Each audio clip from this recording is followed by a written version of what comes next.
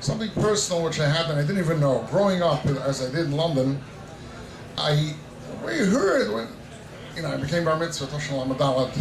So young bar mitzvah boys, one whisper to the other, you ever heard that ever spoke about not drinking mashka?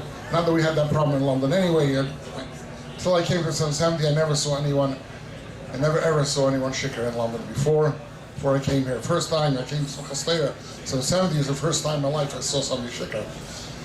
But they said there's such a thing as a gzeira, a mashka, whatever. So I remember the second time I was here, Toshel Hamad Zayin. I was 15 years old, and I didn't realize too much. It was the gzeira, someone's heard about it. It didn't pay any attention to me. But,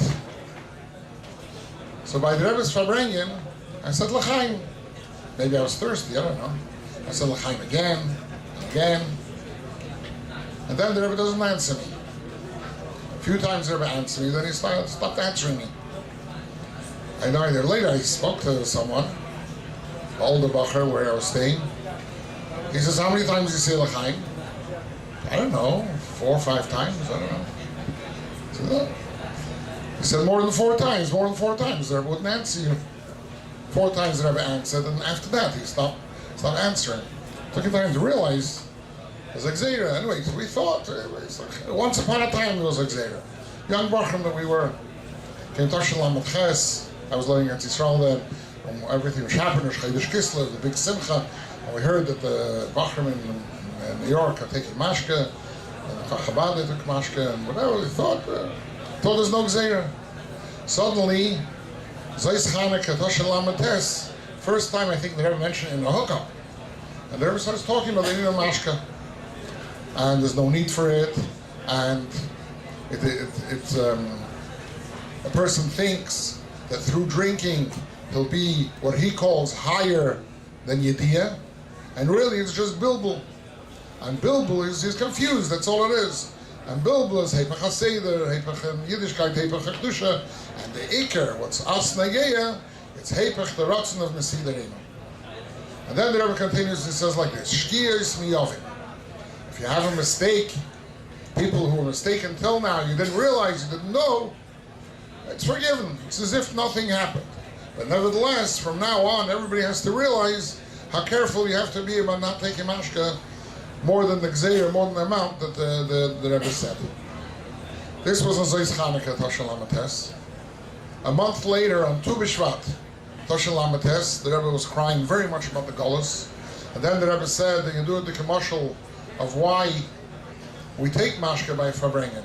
And the Rebbe says a mashal for a Ben Melech was far away, and he got a notification, he got a letter from Aviv HaMelech, and he wants to be freilich, he wants to dance.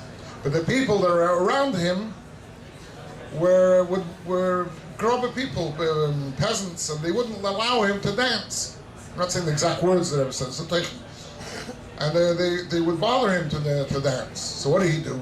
He gave them mashka, and this way they wouldn't bother him. So they were dancing because of the mashka, and he was dancing because he got a notification from Aviv HaMelech. So the Rebbe says when a Yom Tov comes around, a special day, you hear it's Tu B'Shvat, any special day that comes around, that for us is like a message from Aviv HaMelech. We get a message from the Eibishter. So that's a big simcha by us. We want to make sure that Nefesh HaBahamis should not disturb us, so we give him a little bit of mashka so that he shouldn't disturb us, but not that we should take more and more. I'll conclude this part by saying that later I heard they used to say that if there was a time when Bachram would mamash keep the gzeira of mashka, then from time to time the Rebbe would actually take off the gzeira. And a month after this, Purim Toshel Hamad Ches, the Rebbe came to the Fabrengen, and the first thing he said, they should say 4 times L'chaim, and call a sveika chumra. If somebody's not sure, if you had 4 times, you should take more. And should make pulpulim about it. Everybody should say L'chaim. Mamash the Rebbe went to the whole island to say Ad L'Yada. So people said when they kept the gzeir at that time, because the Rebbe spoke about it twice, 1 month after another, especially after Tu B'Shvat, the Rebbe was crying while he's talking about the gzeir mashka, so that had a very big effect, and people were very, very careful about it. So the next month, the Rebbe took off the gzeir.